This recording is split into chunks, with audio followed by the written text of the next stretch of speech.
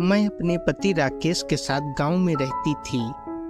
मेरी शादी को 5 साल बीत गए थे।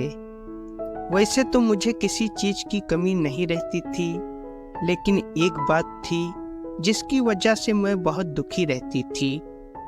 मेरा पति नामर्द जो निकला था, वह काम से आते ही थका मांदा खा पीकर सो जाता। कभी कभार उसकी नसों में खून दौड़ जाता तो थोड़ी देर के लिए वह मुझसे प्यार जता देता। फिर मैं जल बिन मछली की तरह आधी भूख लिए तड़प कर रह जाती। आज फिर बिस्तर पर निढाल पड़े पति को मैं आंखों में आंसू लिए नफरत की नजरों से देख रही थी।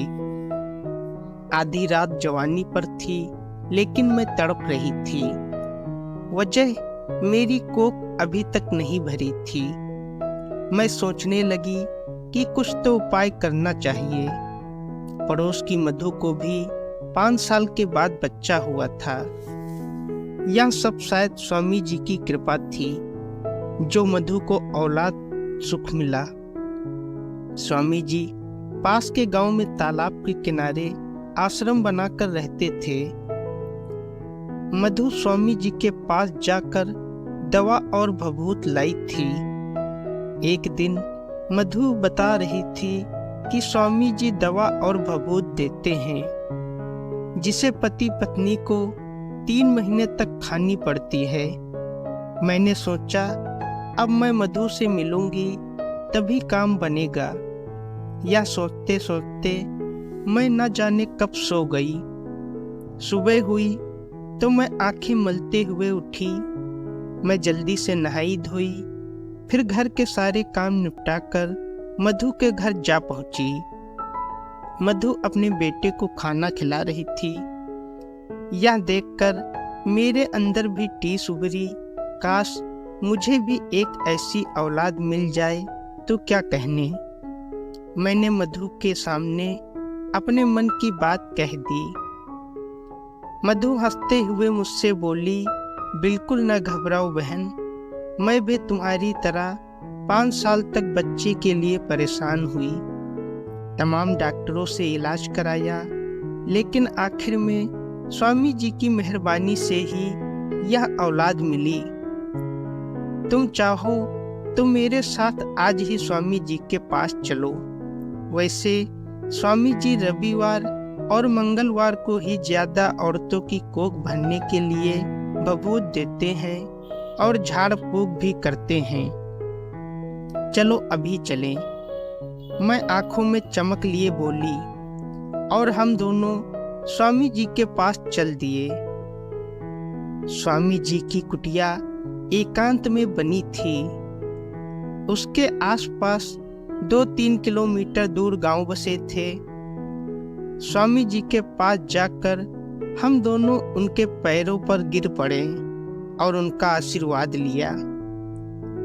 स्वामी जी 6 फुट के हट्टे कट्टे कसरती बदन के मालिक थे। उन्होंने जब मुझको पैर छूते देखा तो मेरे उभारों पर नजर रखते हुए वे चिड़िया को जाल में फंसाने की बात सोचने लगे। मेरे सिर पर हाथ रखकर सहलाते हुए उन्होंने आशीर्वाद दिया, तुम्हारी इच्छा पूरी हो। मुझको यह सुनकर रोना आ गया। आंखों में आंसू भरकर मैं बोली, स्वामी जी 5 साल से अभी तक मेरी इच्छा पूरी नहीं हुई। अब तो मैं बड़ी उम्मीद लेकर आपके पास आई हूँ। वे बोले, मेरे दरबार से अभी तक कोई भी खाली हाथ नहीं लौटा है। बताओ क्या बात है। मुझसे पहले ही मधु बोल पड़ी, बाबा जी, जो मेरी समस्या थी वही रीना की भी है। 5 साल हो गए हैं, अभी तक इसकी गोद नहीं भरी है। ठीक है, कुछ पूजा करनी होगी, तकरीबन 4000 रुपये लग जाएंगे और तुम अपने पति को भी साथ लाना। परसों मंगलवार को पूजा होगी। स्वामी जी ने मुझसे मुखातिब होते हुए कहा। कुछ प्रसाद और भभूत देकर उन्होंने मुझे और मधु को घर भेज दिया। शाम को मैंने अपने पति को सारी बातें बताई।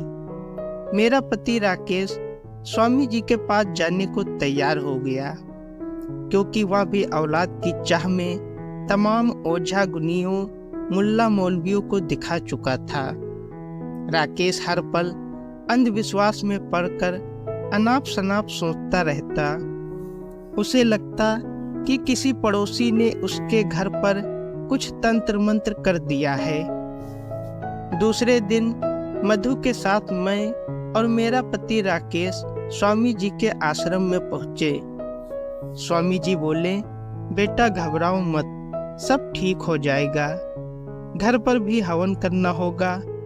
अब तुम पूजा का सामान ले आओ।